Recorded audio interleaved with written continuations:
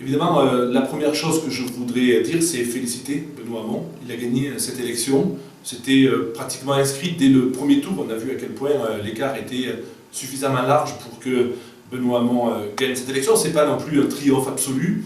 Et moi, je voudrais d'abord remercier celles et ceux qui ont organisé cette élection, celles et ceux qui ont tenu des bureaux de vote, celles et ceux qui sont venus voter. J'aurais souhaité évidemment, encore une fois, que le vote soit beaucoup plus important.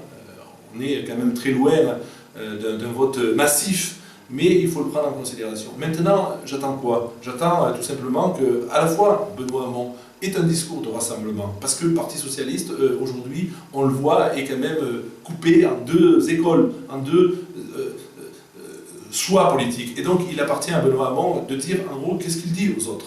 Et puis, j'attends éventuellement que Emmanuel Macron nous dise quel est son projet. Parce qu'on aime tous Emmanuel Macron, et moi le premier, je suis l'un de ceux qui l'avait soutenu dès le départ. Mais j'attends que lui-même me fasse part, en réalité, de ce qu'il a envie pour la France. Est-ce que c'est un projet de gauche? Est-ce que c'est un projet qui s'inscrit dans une dynamique qui permette d'améliorer le pouvoir d'achat, d'améliorer l'emploi, d'améliorer nos conditions de vie, la transition énergétique, la transition numérique? Toutes ces questions-là, elles sont posées, et il appartient à l'un à l'autre de nous dire, en gros, ben voilà, c'est pour moi qu'il faut voter.